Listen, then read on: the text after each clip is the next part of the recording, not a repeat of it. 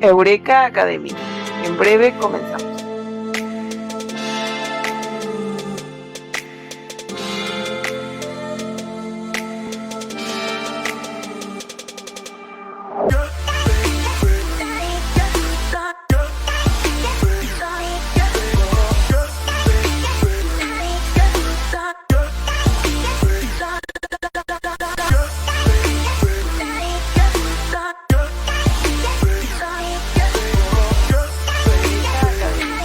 Breve comenzamos.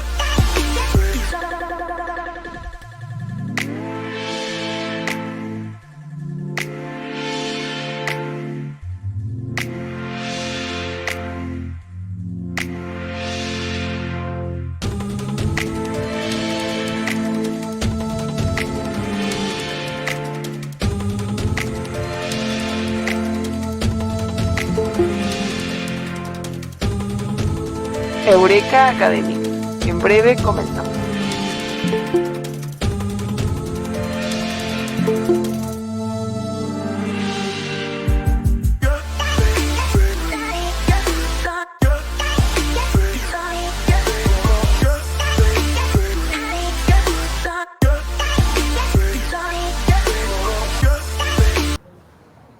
Hola, muy buenas noches.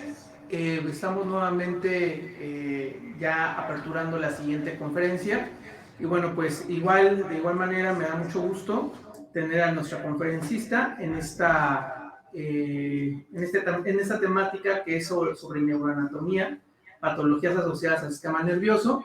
Y bueno, es un gusto que nos acompañe en este momento nuestra ponente, la doctora Elena Fernández Mendoza. Y bueno, voy a leer un poquito de su síntesis curricular para que demos pie al comienzo de la propia conferencia. La doctora es doctora en medicina por la Universidad de Ciencias Médicas Carlos Finlay de Camagüey, Cuba, graduada con mención honorífica y premio al mérito científico. Tiene experiencia profesional en neurocirugía, en la atención a pacientes en situación de politrauma. Cuenta con un diplomado en medicina interna de urgencias médicas y certificada en soporte vital básico, RCP y DEA, por la American Heart Association, y participa en proyectos de investigación por parte de CONCITEP y se desempeña como docente en diferentes universidades, en posgrados a nivel nacional e internacional. Bueno, pues demos comienzo a esta conferencia y bueno, cualquier persona que tenga alguna pregunta puede alzar la mano, puede hacer la pregunta a micrófono abierto o escribirlo en el texto o al final de la conferencia misma.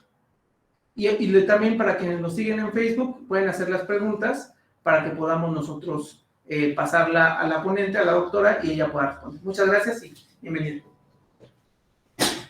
Bueno, buenas noches. Soy la doctora Elena Fernández y entonces el tema que vamos a tratar hoy es una pequeña introducción de lo que es la anatomía. Entonces,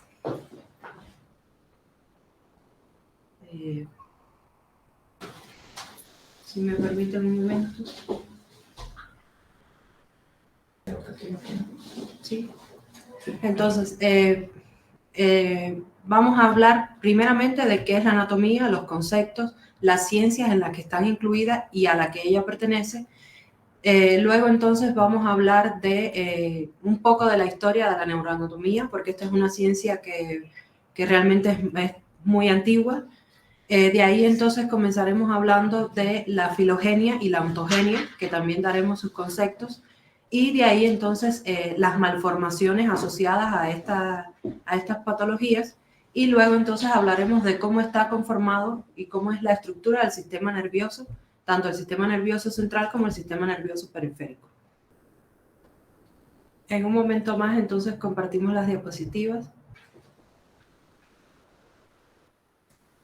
¿Qué es la neuroanatomía? Vamos a partir primero del concepto. La neuroanatomía es una parte de la anatomía humana que estudia, como habíamos dicho, las estructuras del sistema nervioso central y periférico, así como elementos morfológicos relacionados con este sistema para su protección y función.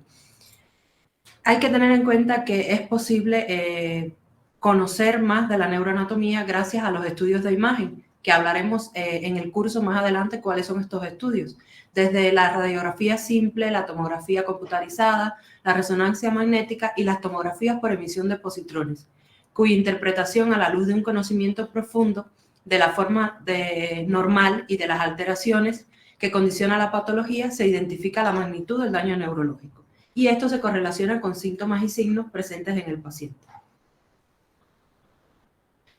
Para ello, entonces, también tenemos que conocer a qué se le llama neuroanatomía comparada, y no es más que la ciencia que analiza y compara los sistemas nerviosos de diferentes especies, desde los más simples, desde los organismos más simples hasta los organismos más compuestos, por decirlo de alguna manera, como los mamíferos y, por supuesto, el hombre. También hay que tener en cuenta que el estudio de la neuroanatomía se ha convertido en una disciplina por sí misma, pero también hay que tener presente que la neuroanatomía está dentro de las llamadas neurociencias, que más adelante vamos a ver cuáles son las disciplinas que pertenecen a las neurociencias. Entonces, como le decía, la neuroanatomía no es nueva, es algo que existe desde incluso... Tenemos aquí, como les presento en la diapositiva, que el primer registro escrito conocido de un estudio de la anatomía del cerebro humano es egipcio y es el llamado papiro de Edwin Smith. Tiene este nombre por la persona que lo descubrió. Entonces, esto es un documento médico, casi el primer documento médico, que data de la dinastía del siglo del XVIII de los egipcios. Entonces, se cree que fue el primer escrito que trata de la ciencia, de la neurociencia y de la neuroanatomía.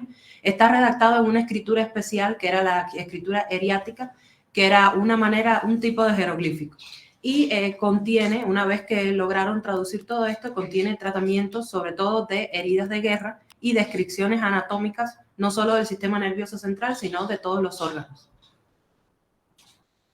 También el siguiente desarrollo importante en la neuroanatomía fue dado unos 1000 años después, más tarde, en Grecia, por el griego Almeón, que determinó que el cerebro y no el corazón, como se creía, es el que gobierna el cuerpo y recibe información de los sentidos. Ya desde esta época se dan cuenta que no es el corazón quien manda, que hay un órgano superior que incluso manda al corazón, por decirlo de alguna manera, y a su vez recibe información del medio externo a través de los sentidos. Y por supuesto no podemos dejar de pasar al famoso neurólogo y médico español Santiago Ramón y Cajal, que es uno de los fundadores o el padre de la neuroanatomía moderna, porque fue el descubridor de la neurona. Este señor fue premiado con el Nobel de Medicina y Fisiología de 1906 en reconocimiento de su trabajo sobre la estructura del sistema nervioso central. Este señor planteaba la doctrina de la neurona, que no estaba más que basada en que para él el tejido cerebral estaba compuesto por células individuales. Son estas las neuronas. Además de ser humanista, fue un científico que estaba considerado como la cabeza de la llamada generación de los sabios y es frecuentemente citado como el padre de la neurociencia o de la neuroanatomía. Como le había dicho antes, ¿cuáles son las disciplinas que integran las neurociencias? Bueno, la neuroanatomía, la neurofisiología, la neurología, la neuropatología, neurofarmacología, las ciencias compartimentales y la biología molecular. Estas son las disciplinas que integran las neurociencias, pero estaremos tratando de, como tal, la neuroanatomía. Para el desarrollo de estas, entonces, es fundamental tener conocimiento de la conformación estructural macroscópica, que es la neuroanatomía.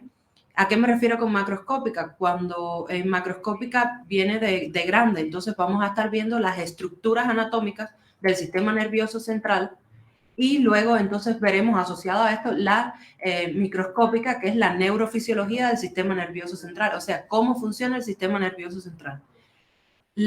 También hay que dejar claro que la neuroanatomía es la anatomía que se ocupa del estudio de las diferentes partes del sistema nervioso y los órganos de los sentidos, sobre todo en los aspectos clínicos, descriptivos y topográficos, además de una gran conversión de textos armónicos.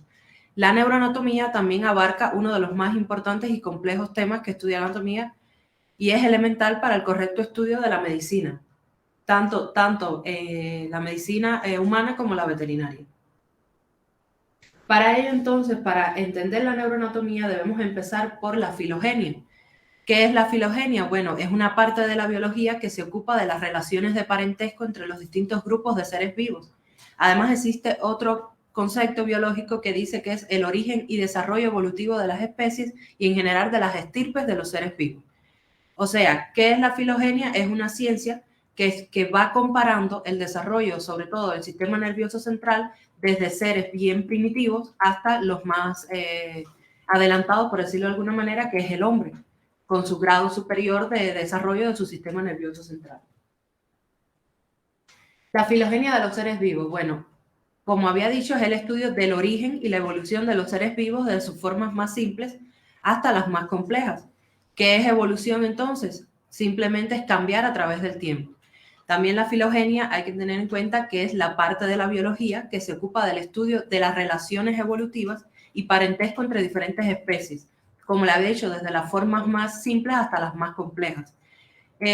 O sea, ¿qué es la filogenia? Es la ciencia que va a ir relacionando la evolución del sistema nervioso central y las diferencias y las semejanzas que existen entre las diferentes especies hasta llegar al cerebro humano, que es el más desarrollado. Para ello, para conocer entonces de la filogenia, a medida que el curso vaya iniciando, vamos a ir hablando de estas diferencias y semejanzas con diferentes organismos.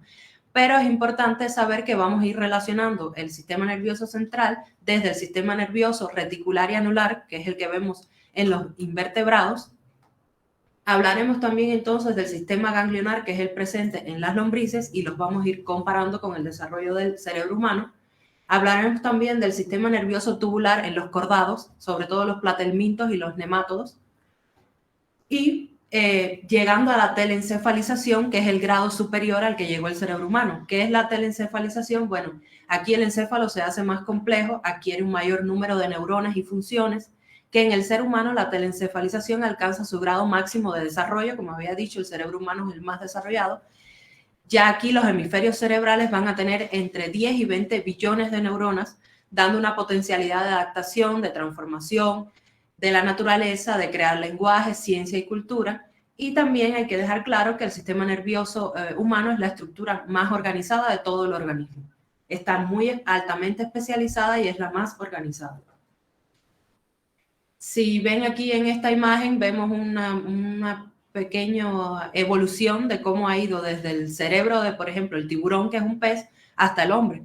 Vean cómo esos cerebros van desarrollando hasta llegar a los mamíferos. Ya el cerebro de un mamífero es un cerebro mayor, es superior. Sin embargo, ven aquí el del chimpancé, es el que le sigue antes al cerebro humano, y ya vemos cómo este es un cerebro bien desarrollado, tiene forma muy parecida a la humana, incluso tiene un cerebelo, tiene las circunvoluciones, que más adelante vamos a ver la anatomía. En el curso podemos abordar la anatomía del sistema nervioso central.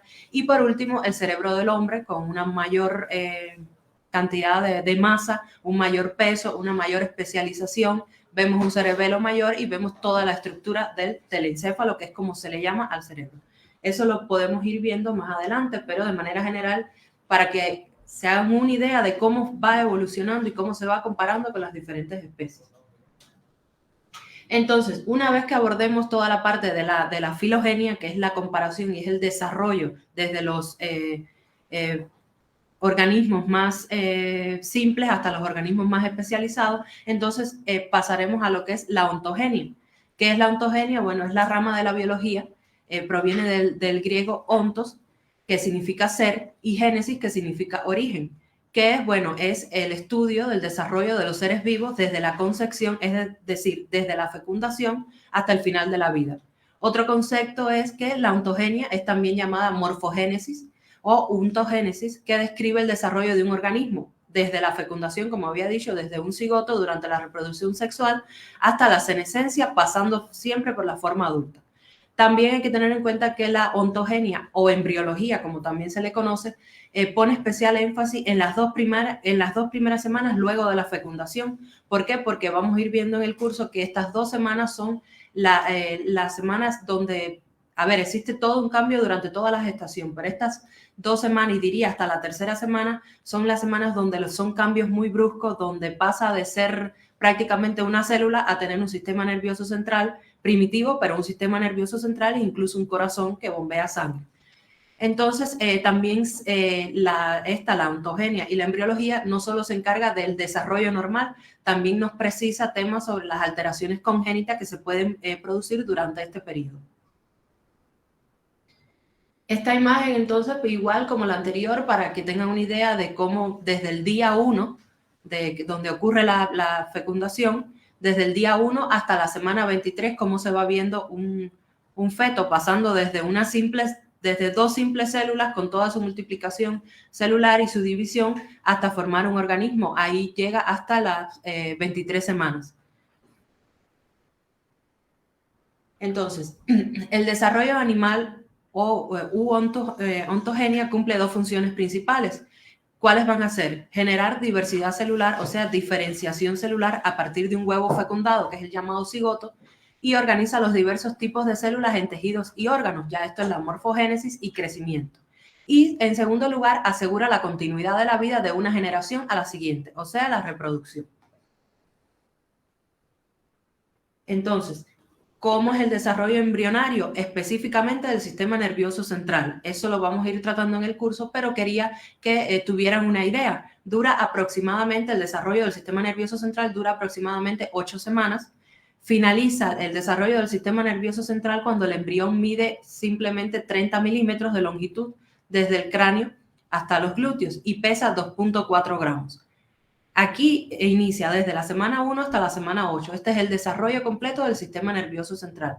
Esto se refiere al primer trimestre de una gestación. Ya segundo y tercer trimestre de una gestación ya es crecimiento, desarrollo, especialización y demás, que no termina aquí. El desarrollo del sistema nervioso central no termina aquí durante las 8 semanas. Aquí solamente se forma un sistema nervioso central arcaico, por decirlo de alguna manera. Las demás semanas que restan son crecimiento y desarrollo, incluso hasta luego en la vida extrauterina continúa el desarrollo del sistema nervioso central. Para describir entonces la formación del sistema nervioso central hay que pasar por varias etapas, que vuelvo a decir, se van a ir tratando en el curso, pero estas 3 etapas son la gastrulación, la neuralización y el establecimiento de las vesículas primarias y secundarias. ¿Qué es esto? Bueno, pues la gastrulación es un proceso que vamos a ir viendo mediante el cual este embrión adquiere 3 capas, o sea, se van formando 3 capas. Estas capas son las llamadas ectodermo, mesodermo y endodermo, que más adelante vamos a ir viendo. Y también en esta etapa de la gastrulación adquiere una orientación axial que ocurre en la tercera semana del embarazo a partir de la implantación. ¿Qué es el ectodermo? Bueno, vamos a hablar de las 3 capas durante el curso, pero el ectodermo es la más importante. ¿Por qué? Porque de esta capa deriva entonces el sistema nervioso central y la piel. O sea, nuestro sistema nervioso central y nuestra piel, toda la que nos recubre, vienen del mismo origen. El mesodermo entonces dará origen a músculos, esqueletos, riñones y el aparato reproductor, y finalmente el endodermo originará glándulas endocrinas, pulmones, sistema digestivo e hígado. Pero aquí nos vamos a detener principalmente en el ectodermo, que es la que forma el sistema nervioso central. En esa imagen de ahí abajo es para ejemplificar cómo se ve el ectodermo. Si ven ahí, ectodermo en verde forma el cerebro y la piel. El cerebro no, disculpen, el sistema nervioso central y la piel, tanto el periférico. El mesodermo, entonces, como había dicho, se va a encargar de músculos, esqueletos, riñones y demás. Y ya el endodermo origina glándulas, pulmones y resto de órganos existentes. También en esta etapa, para que tengan una idea, se va a presentar el primer indicio de formación del sistema nervioso central, que es el llamado placa neural. O sea, en este tiempo se establece la placa neural. ¿Qué es la placa neural? Es lo más primitivo del sistema nervioso central. Se origina sobre la tercera semana y es esa imagen que vemos ahí. No es una imagen de tejido vivo, es solo un dibujo. Pero bueno, para que tengan una idea, eso es lo que llamamos placa neural, que va a tener diferentes estructuras, las cuales vamos a ir tratando en el curso, por supuesto, pero quería que vieran cómo es el establecimiento de la placa neural. Y es en esta etapa, en la etapa de gastrulación. Luego le sigue la neuralización, que es hacia el final de la tercera semana, cuando está concluyendo la gastrulación. O sea, no termina una y empieza la otra. Se va dando, va terminando la gastrulación y va comenzando la neuralización casi a la misma vez. ¿Y qué es? Bueno, pues que la placa neural sufre unos cambios que llevan a la formación del tubo neural, que vamos a ver qué es. Y dicho proceso recibe el nombre de neuralización. Si vemos en ese dibujo también, vemos la placa neural, como se ve, plana. Luego va sufriendo cambios que en el curso vamos a tratar, va uniéndose hacia el centro, formando un tubo hasta que al final queda conformado así, por eso se llama así, es un tubo que está formado, que deriva, como habíamos dicho, del ectodermo y termina siendo un tubo con un orificio en el centro y arriba la epidermis, la futura epidermis, o sea, la piel. Y de esta manera queda conformado, si ven en esa imagen, el tubo neural. Es un tubo que va a tener dos orificios, a los que les vamos a llamar, si ven arriba, neuroporo craneal y neuroporo caudal. En medicina, cuando nos referimos a neuroporo, a las partes craneales, decimos que es hacia arriba. Y cuando nos referimos con términos como caudal, es hacia los pies.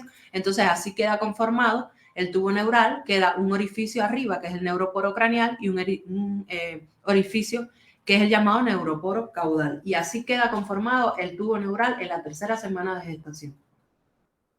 Entonces, antes de finalizar este cierre completo del tubo neural, se inicia una diferenciación macroscópica y esta va a dar lugar a, sobre todo es a nivel del extremo caudal, o sea, hacia el cráneo, hacia arriba, se va a dividir en diferentes vesículas. Y ya en la cuarta semana vamos a ver las vesículas primarias encefálicas. ¿Qué son estas? Bueno, son como ampliaciones, como se empieza a ampliar y va formando estructuras que son las llamadas prosencéfalo, mesencéfalo y rombencéfalo, que vamos a ver luego qué son. Y entonces en la quinta semana estas tres vesículas primarias derivan en 5 más, o sea, el prosencéfalo se va a dividir en telencéfalo, que no es más que como la parte primitiva de los hemisferios cerebrales. Este prosencéfalo, que es la vesícula esta en la cuarta semana, en la quinta va a derivar en telencéfalo y diencéfalo. El mesencéfalo se queda solamente siendo el mesencéfalo y el rombencéfalo se va a dividir en metencéfalo y mielencéfalo. Lo que resta del tubo neural entonces va a originar la médula espinal. Así va quedando en la cuarta semana 3 y en la quinta semana queda conformado ya las vesículas primarias y de ahí ya van a derivar todas las estructuras del sistema nervioso central que vamos a ver en el curso cuáles son.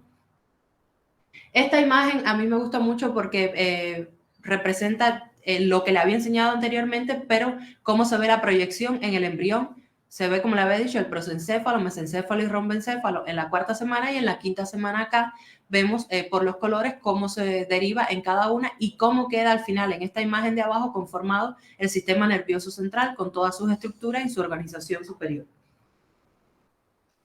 Como le había dicho, la ontogenia o embriología no solo trata cómo es la formación, sino también nos explica cómo se van dando estas malformaciones del tubo neural. ¿Qué son las malformaciones del tubo neural? Bueno, se pueden dar por tienen varias etiologías que en el curso iremos viendo cuáles son las causas principales. ¿Qué es lo que pasa en estas malformaciones del tubo neural? Bueno, hay un cierre de los neuroporos, esos poros que le expliqué, que queda el neuroporo craneal y el neuroporo caudal. Entonces, ¿qué pasa aquí? Estos neuroporos se cierran, es una fase muy importante del desarrollo del embrión porque si no se realiza correctamente, entonces se producen esta variedad de malformaciones congénitas que vamos a ver. Pueden ser malformaciones por cierre prematuro del tubo o malformaciones por no cierre del tubo. Entonces, ¿cuáles son los principales fallos? Bueno, fallo en el cierre del neuroporo caudal hacia abajo, que producen malformaciones sobre todo en la médula espinal, que son las denominadas malformaciones o espina bífida, que vamos a tratar más adelante. Y otro fallo es fallo entonces en el cierre del neuroporo rostral o craneal hacia arriba, que produce entonces las malformaciones del encéfalo. Y la principal malformación que ocurre aquí es la anencefalia, que vamos a ver qué son. Como le he dicho, ¿cuál es la etiología de estas malformaciones del tubo neural? Bueno, son alteraciones del cierre del tubo. Estas pueden ser debidas primero a mutaciones genéticas. Luego, entonces, a la intervención de factores ambientales que alteran el proceso de inducción y fusión del tubo. Sobre todo, los principales son la falta de hierro y la falta del ácido fólico. Por eso, sobre todo el primer trimestre de embarazo, los médicos insisten tanto en que las pacientes ingieran el ácido fólico. Lo ingerimos en la dieta, pero en este periodo donde hay tantos cambios se necesita un apoyo y es cuando indican el ácido fólico. De hecho, a una señora que quiera tener un hijo en los próximos casi 3 meses antes, el médico le indica que comience a tomar el ácido fólico, porque esta es una de las principales causas de fallo en la inducción o fusión del tubo neural.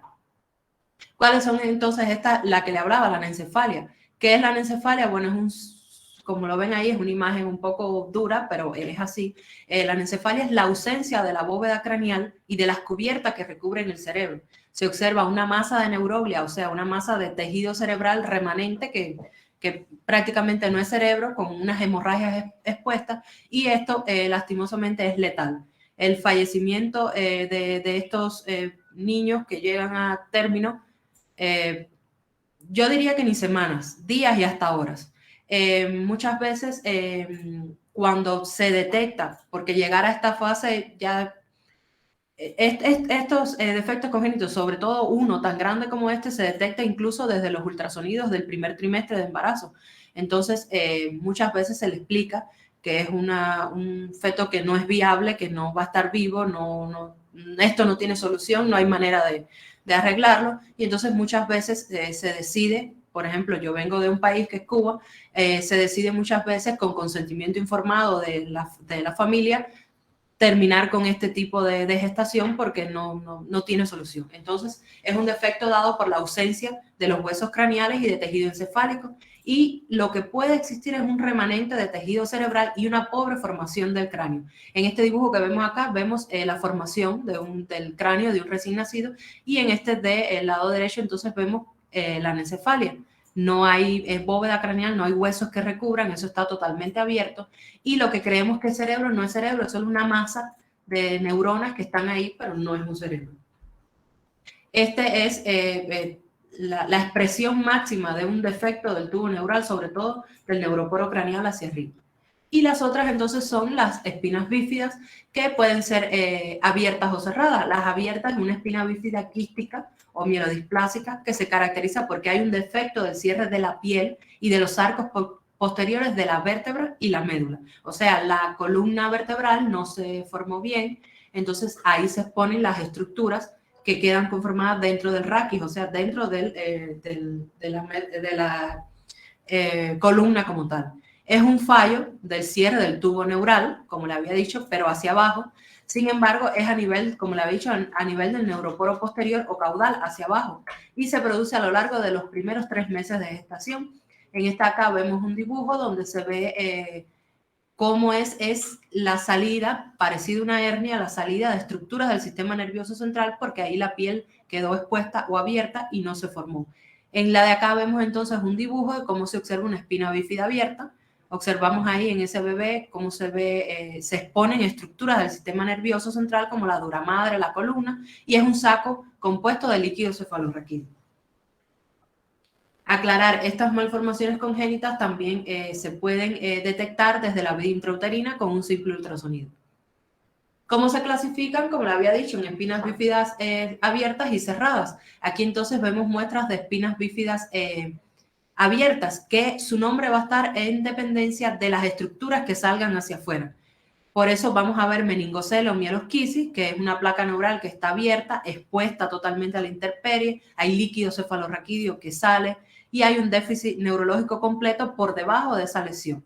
Y el fallo casi siempre en esta sucede antes del día 28 desde la formación. El mielomeningocele, entonces el tubo neural está casi cerrado, pero hay una zona quística, como vemos en esa foto de ese bebé recién nacido, epitelizada, que comunica con el espacio subaracnoideo, no sale líquido cefalorraquídeo aquí, y suele ser una alteración menor y sucede después de los 28 días de gestación.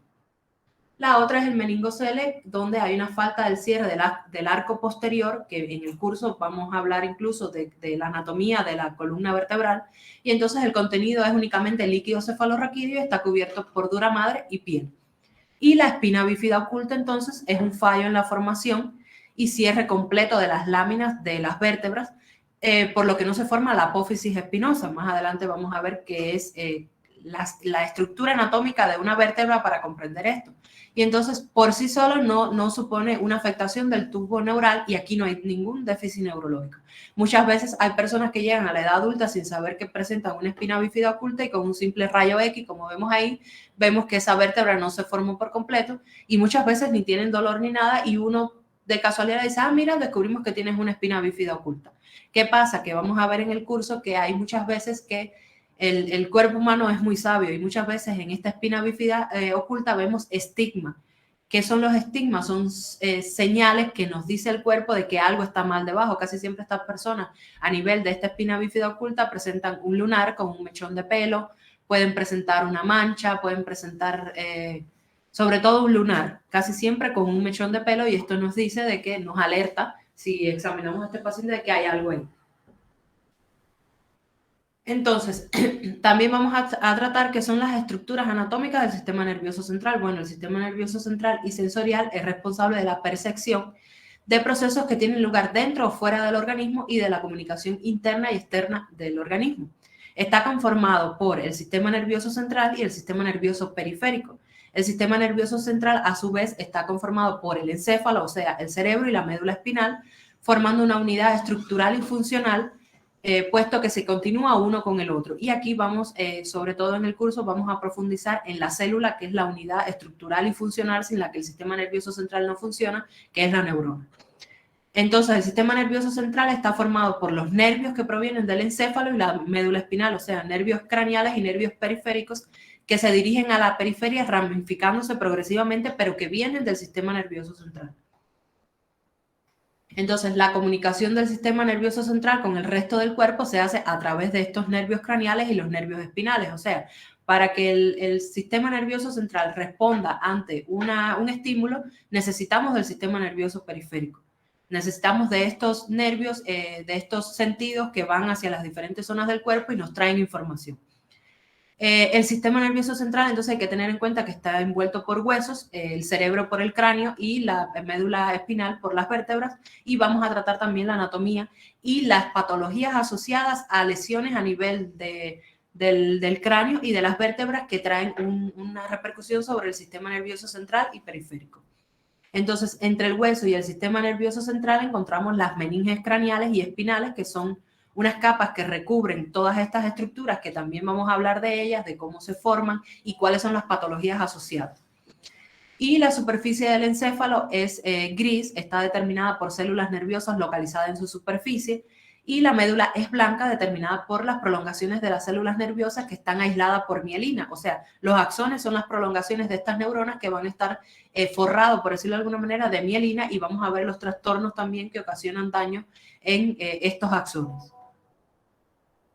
Entonces, ¿para qué nos sirve el sistema nervioso? Bueno, su función principal es la comunicación neuronal y hay que tener en cuenta que recibe estímulos y los traduce en impulsos nerviosos, los cuales se conducen a centros nerviosos con el fin de percibir sensaciones y de iniciar reacciones motoras. Estas son las principales funciones del sistema nervioso central. ¿Cómo está organizado el sistema nervioso central? Bueno, de manera general, el sistema nervioso central, como le había dicho, está dividido: sistema nervioso central y sistema nervioso periférico. ¿Cuál es la función del sistema nervioso central? Coordinar y gobernar el funcionamiento de todo el organismo. Está formado por el encéfalo y la médula espinal. A su vez, el encéfalo está protegido por este estuche de huesos que conforman el cráneo y comprende el cerebro, cerebelo, bulbo raquídeo, hipotálamo, tálamo y sistema límbico, que vamos a ir viendo en el curso cada estructura por separado y su integración. Y la médula espinal entonces está protegida por la columna vertebral. El sistema nervioso periférico entonces, ¿cuál es su principal función? Bueno, pues es la comunicación entre el medio externo e interno y el sistema nervioso central, y está dividido en el sistema nervioso somático, que lo vamos a ver también, y el sistema nervioso vegetativo o autónomo, que a su vez se divide en el sistema nervioso simpático y el sistema nervioso parasimpático. De esta manera quedan conformadas las estructuras del sistema nervioso central que vamos a tratar en el curso. Esto es la neuroanatomía, es desde el origen de las especies, comparando especies, hasta su formación y hasta su estructura definitiva y las patologías asociadas a cada estructura y sobre todo las patologías asociadas a los defectos del tubo neural que pueden tener una repercusión o tienen una repercusión en la vida extrauterina. De manera general, esto es lo que es la neuroanatomía y le invito a que en el curso se vaya profundizando cada estructura, cada patología y de manera general esto es la neuroanatomía. ¿Alguna duda o pregunta que tengan? Hay una pregunta en Facebook. ¿Qué relación tiene la neuroanatomía con la conducta violenta? Bueno, realmente esa pregunta tendría que verse en las patologías dependiendo la enfermedad que esté afectando el sistema nervioso central. Me imagino que un trauma craneoencefálico puede llevar a esto. No creo que un defecto del tubo neural como tal, pero sí los traumas y los daños, sobre todo en la región del sistema nervioso central, los traumatismos craneoencefálicos. Esa sería realmente la... Okay. Si gustas que abra el micrófono, que puedan platicar, ¿no? Sí, si tienen alguna pregunta.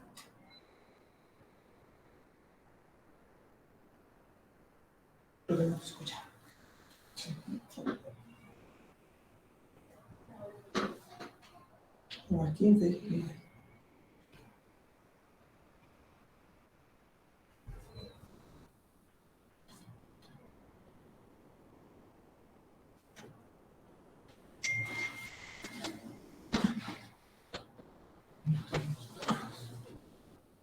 Creo que no. Pues ya, sí. Pues si quieres cerrar. Bueno, pues vamos a ir tratando todas estas patologías y todos estos conceptos, que es un poco largo, pero en el curso se van a ir tratando una por una y todas las patologías asociadas.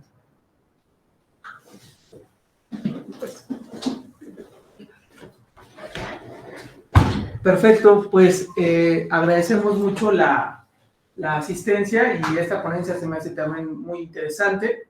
Y bueno, como lo comentaba la doctora Elena, nosotros estamos configurando una serie de cursos, pero que no se están llevando a cabo como normalmente se ofertan pues, digamos, en diferentes lugares, ¿no? Lo estamos haciendo con un mecanismo distinto. Son cursos interactivos hechos o trabajados dentro de una plataforma educativa en la cual hay sesiones sincrónicas y asincrónicas, es decir, sesiones que son al momento o que se cargan posteriormente para que las puedan consultar en cualquier momento. Estamos haciendo desarrollo de contenido multimedia y créanme que este tipo del uso de las nuevas tecnologías con algunas alternativas estamos fortaleciendo mucho. No tenemos ahorita el curso precisamente de neuroanatomía, el curso de daño cerebral, el curso de entomología forense, y también los invitamos en el mes de junio, tenemos un campamento forense sobre desapariciones forzadas, es muy interesante, estamos trabajando este campamento con COPEJU y también con Eureka Académica, es un campamento pues presencial. Para quien quiera asistir, se van a dar becas y bueno, va a haber becas también para quienes estén interesados, ¿no? Entonces, bueno, son muchos temas, hay diferentes cursos y esperemos que sigan nuestra transmisión. La siguiente semana tenemos una conferencia de la maestra Melissa Linares sobre abuso sexual infantil y bueno, ojalá también puedan acompañarlos. Les agradecemos muchísimo su asistencia, les estaremos enviando todos los eventos que tenemos a sus correos electrónicos y bueno, también agradecemos mucho a quienes fueron nuestros ponentes el día de hoy. Bueno, como saben, van a estar dentro de los cursos. Acuérdense que si quieren su constancia, la pueden pedir, se les envía al día siguiente y también esta parte de si estuvieron en esta conferencia, se puede trabajar un curso. Pero un porcentaje en el curso para que sea pues más económico para ustedes. Les agradecemos muchísimo y gracias a nuestros ponentes.